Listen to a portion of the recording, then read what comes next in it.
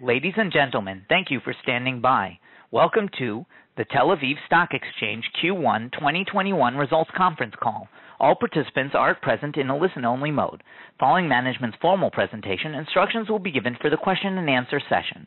For operator assistance during the conference, please press star 0. As a reminder, this conference is being recorded May 24th, 2021. The recording will be publicly available on TASE's website. With us on the line today are Mr. Ittai Ben-Zeev, CEO, and Mr. Yehuda van der Walde, CFO. Before I turn the call over to Mr. Ittai Ben-Zeev, I would like to remind everyone that this conference is not a substitute for reviewing the company's annual financial statements, quarterly financial statements, and interim report for the first quarter of 2021. In which full and precise information is presented and may contain inter alia forward-looking statements in according to Section 32A to Securities Law 1968. In addition to IFRS reporting, we might mention certain financial measures that do not conform to generally accepted accounting principles, such as non-GAAP measures, are not intended in any manner to serve as substitute for our financial results. However, we believe that they provide additional insight for better understanding of our business performance. Reconciliations between these non-GAAP measures and the most comparable related GAAP measures are included in tables that can be found in our earnings press release and in the slide presentation accompanying this call. Both can be accessed on the English Maya site and in the investor relations portion of our website at ir.tase.co.il/en. Mr. Ben-Zeev, would you like to begin? Yes, thank you. Good evening, Israel time to everyone, and thank you for joining our investors conference. In our last conference, I have mentioned the three main goals in our strategic plan, reflecting the Israeli economy by increasing the number and diversity of listed companies, mostly high-tech sector, enhancing trading and liquidity, and expanding the range of services and products. Today, I will walk you through the implementation of these goals during the last quarter. But before that, some words have to be said about the COVID-19 vaccination campaign in Israel. During the first quarter, the COVID-19 vaccination campaign was launched, and today, 80 to 95% of the Israeli population over the age of 30 has been vaccinated. The success of the vaccination campaign, alongside the economy's emergence from the crisis and the reduced unemployment rate, were clearly reflected in TASE. The data for the quarter shows a growing number of IPOs, most notably in the high-tech sector, with strong trading volumes and a surge in prices across all leading indices. The IPO momentum kept growing this quarter with 33 IPOs, mostly in the high-tech sector. We also welcomed another dual-listed company, and new operations have been infused into 4 listed companies. The IPO market remains highly attractive, with high-tech and R&D in the lead. The first quarter saw more IPOs than in the full year of 2020, and the highest number of IPOs per quarter since 1993. The total number of new companies that joined TASE since the beginning of 2020 amounted to 73, increasing the number of new companies in TASE by more than 10%. In this regard, TASE is maturing and opening up to the world with 2 major and significant global IPOs. For the first time in the history of TASE, a high-tech unicorn, Nayax, was listed on TASE as part of a global IPO with the international investment bank Jefferies and in collaboration with Israeli underwriters. The company raised 462 million shekels, and the shareholder sold 205 million shekels based on a company value of 3.4 billion shekels. The second global IPO was a company named Retailers, a member of the Foot Locker Group that is franchised in Israel, Europe, and Canada by Fox. This was the first global IPO headed by the UBS Investment Bank in collaboration with Israeli underwriters. The company raised 477 million shekels and the shareholders sold 95 million shekels. The value of the company is 2.5 billion shekels. We are confident that the success of the global IPOs will encourage more Israeli companies to perform global IPOs on TASE. Following the attention of the bond indices and the strategy of diversifying our products, yesterday we launched a new series of all bond indices. The new series includes the All Bond General Index in place of the All Bond Index and All Bond CPI linked, replacing the CPI linked bonds index. Two more new bond indices will be included in the All Bond series: All Bond Shekel, comprising fixed coupon unlinked government and corporate bonds, and All Bond Variable, comprising variable coupon unlinked government and corporate bonds. Along with our strong footprint in Israel, we continue to increase our attractiveness to the global players in the capital markets arena. This last April, the Lixor Robotics AI ETF was listed in TASE. Lixor is Europe's third largest ETF provider, and its debut on TASE is a significant step toward the diversification of the products traded on TASE. Lixor has announced its intention to perform additional listing on TASE, including of ESG ETFs. These ETFs are a natural addition to TASE two green indices launched in the previous quarter, TA Cleantech and TA 125 Fossil Free. One of the topics that we covered in the summary of 2020 was the substantial growth in the number of new securities accounts opened by individuals. As I said before, this trend is part of our strategic plan of making trading on TASE more user-friendly and accessible to the general public. As part of these efforts, this month we launched a campaign that encourages investors and the general public to compare the fees that are charged by the TASE members. The TASE app is the driving engine behind the campaign, allowing an easy and free comparison of the trading fees charged by the various TASE members.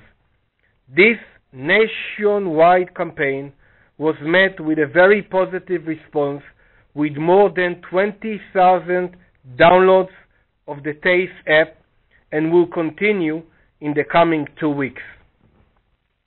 Now, on a different note, and with a strong belief in the influence of regional peace agreements, this April, TASE signed an agreement with the United Arab Emirates for the lease of space at the TASE building that will be used as the UAE embassy.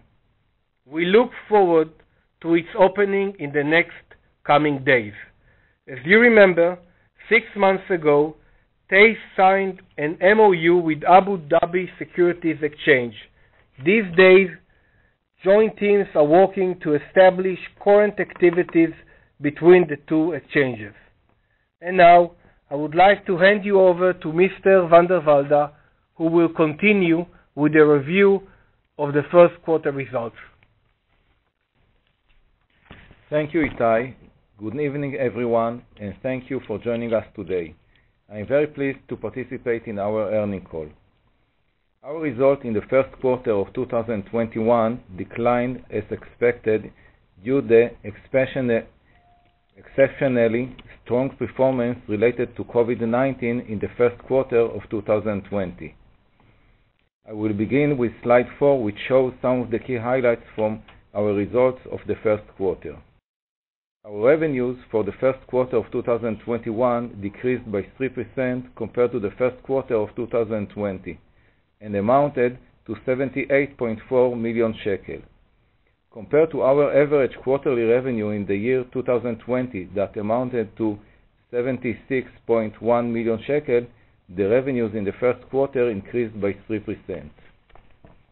Adjusted EBITDA for the first quarter of 2021 totaled 24.6 million shekel compared to 28.9 million shekel in the first quarter of 2020, a decrease of 15%. Compared to our average quarterly adjusted EBITDA for the year 2020 that amounted to 23.8 million shekel, the adjusted EBITDA in the first quarter increased by 3.5%. Financing income in the first quarter of 2021 totaled 0.1 million shekel compared to the financing expenses of 4.4 million shekel in the first quarter of 2020. The transition to financing income in the first quarter is due to a positive yield on the company's investment portfolio comprising Israeli government bonds. The adjusted net profit amounted to 9.9 million shekel, a decrease of 7% compared to the corresponding quarter last year. Compared to our average quarterly adjusted net profit for the year 2020 that amounted to 9.5 million shekel, the adjusted net profit in the first quarter of 2021 increased by 3%. After going over the highlights of our financial results, let's take a deeper look at the composition of our revenues and expenses. Let's go to slide 5. Our revenues from trading and clearing commission decreased by 14% compared to the first quarter of 2020 and totaled 34.1 million shekel.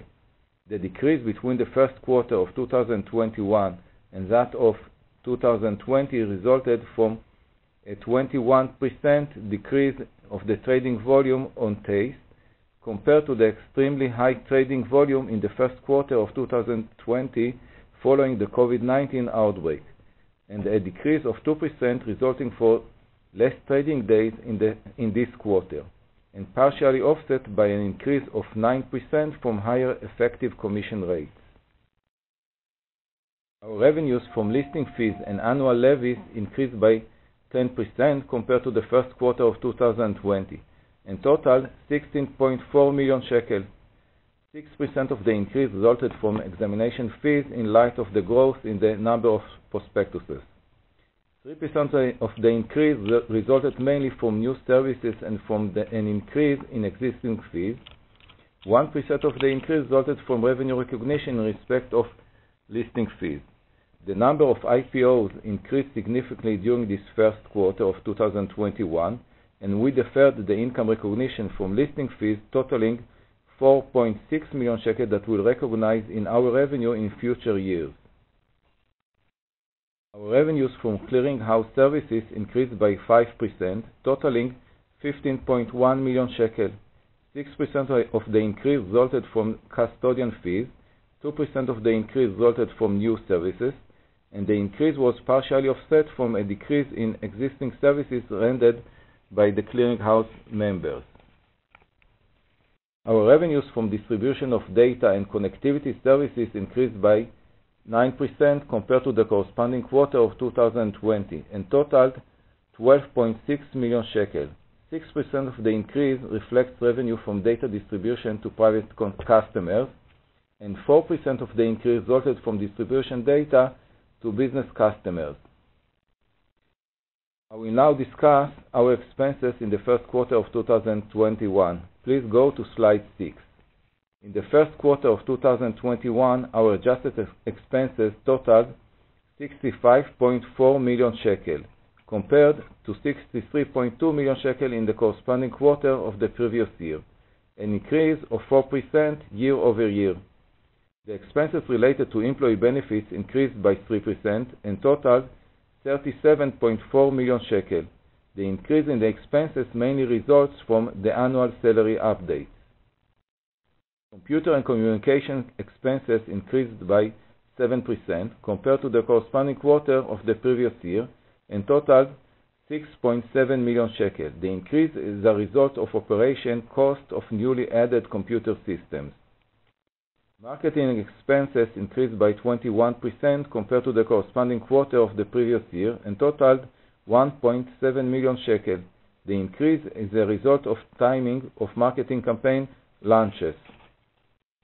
The depreciation and amortization expenses increased by 6% compared to the corresponding quarter of the previous year and totaled 11.6 million shekel. I would like now to review our financial position highlights. Please go to slide 7. As of March 31, 2021, our equity totaled 625 million shekel and comprises 70% of the balance sheet, excluding open derivative position balances from our clearinghouse activity. In addition, we have approximately 372 million shekel in cash and investment in financial assets. We don't have any financial debt. We have 116 million shekel excess liquidity and 282 million shekel excess capital above our regulatory requirements. The excess liquidity decreased by 18% from the beginning of 2021, mainly as a result of a declared dividend amounting to 18.5 million shekel. And with that, I will turn the call back to our moderator to conduct the Q&A. Thank you. Ladies and gentlemen, at this time we will begin the question and answer session. If you have a question, please press star 1. If you wish to cancel your request, please press star 2. If you're using speaker equipment, kindly lift the handset before pressing the numbers. Your questions will be polled in the order they are received. Please stand by while we poll for your questions. The first question is from Dan Fannon of Jefferies. Please go ahead. Hi, thanks for taking my questions.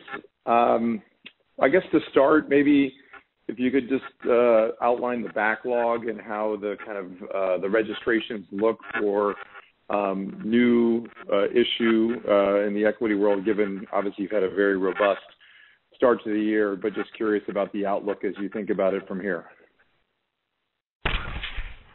Hi, Dan. Well, things in Israel at the moment, I would say that pretty much everything is the same, meaning that there are a lot of draft prospectus waiting to be executed. We are hearing from the market that the Israeli institutions are extremely busy because of the stream of the companies and also the Israeli underwriters.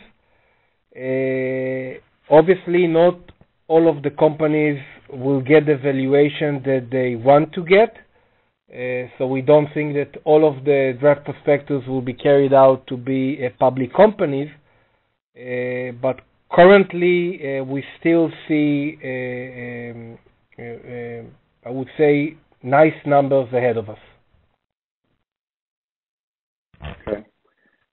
Could you maybe elaborate? I know that some of the growth is paused during the pandemic around, some of your services like co-location, but could you maybe update us on the dialogue you're having with some of the global market participants that, potentially aren't accessing the TASE today, but potentially could be future customers or, bigger participants in your market? Yeah, sure. So as I said before, what happened, through the corona basically put a pause on some of basically almost all of the talks that we had with various players. And in the last few months, as I mentioned, we resumed all of those calls. Lixor is a very good example. Lixor is the second ETF providers after BlackRock, and we are obviously in discussions with the other names from this space. The same applies to the co-location and other services that we are giving. So we believe that as time passes by, we'll bring more international names that are active in other exchanges to be an active players in TASE. we don't see any change from all of these players with regards to the interest that they see in our market. Okay, that's helpful. And then a couple things happen, notes on the press release or in the presentation, you talk about the settlement with your regulator in terms of you winning the dispute you had. So curious about the timing and the amount exactly you will be receiving for that. And then also, I think the Ukraine JV appears to be disbanded, but if you could also just expand upon that as well. Yeah, sure. So regarding I will start with the Ukrainian. As we said in the past, we wanted a direct involvement of the Ukrainian government in order to completely hedge any risk that we see ahead. We were in discussions, but it was quite obvious that we cannot reach a structure that we will feel extremely confident. So we decided to put it aside and not to pursue this route. I would say that the idea, we still think that I would say that in other areas we may find in the future selling technologies and stuff like that would also relates to the new strategy that we will tell the market at the end of the year. But with regards to that specific project in Ukraine, it's no longer relevant. The first thing that you raised, it's not actually a regulator, it's the Ministry of Finance. We were in discussion with them about also new pricing going forward, and also some money that we felt that we should get for some of the services that we gave in the past. As we disclosed, we filed to court. Since that, we've had all kinds of discussion with them, and today we signed a new agreement that basically makes the legal process irrelevant anymore.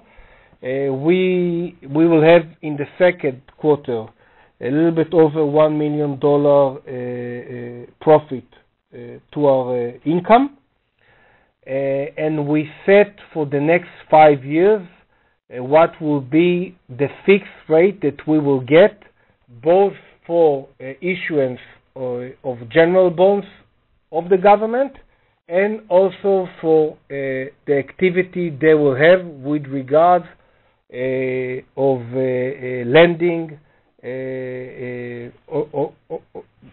their bonds to the banks and the market makers. Judah, do you have any addition to that? It will be a little bit different the way that we will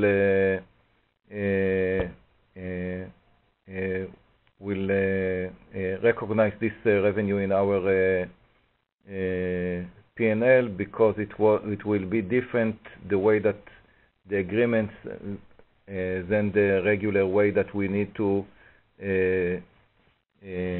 recognize over the useful life of the debenture, and we have a different agreement, so it will a little bit accelerate the revenue recognition from issuing of government bonds than it was in the previous system. Okay. And then just other revenue was a bit of a light versus our expectation, and then you announced that you've signed a sublease agreement. So I know some of the revenues through there was for some of the listed companies using the exchange for various marketing tools. So just curious about the outlook for some of that revenue, and maybe if that rental income will show up there as well. Well, because of the COVID, we weren't able, to host all of the companies and other events that we are doing. Now we are obviously opening up our conference, so we expect to see revenues like we had in the past. Plus, we will have the income from the third floor that we signed the agreement with the embassy. Mm-hmm. So it was a temporary thing because of the COVID. Got it. And then just lastly for me, can you update us on your discussions with the shareholders and the potential, you in conjunction with your excess capital and how you're thinking about allocation going forward? Is there any update that you can share based on those discussions? Yes, we are having now discussions with the ISA regarding alternative opportunities of trying to get the approximately 19% equity held by the Israeli banks, because as you know, this amount is substantial with regards to cash because of the demutualization law that was legislated. I hope that in the very near future we will know if we can structure a transaction that the banks obviously, hopefully, will be willing to take, and then we'll be in a better position to assess how we should address our liquidity and capital. I sure hope that by the next conference call we'll have a more detailed answer on that topic. Great. All right. Well, thank you for taking all my questions. Thank you very much, Dan. If there are any additional questions, please press star 1. If you wish to cancel your request, please press star 2. Please stand by while we poll for more questions. There are no further questions at this time. Thank you. This concludes the Tel Aviv Stock Exchange Q1 2021 results conference call. Thank you for your participation. You may go ahead and disconnect.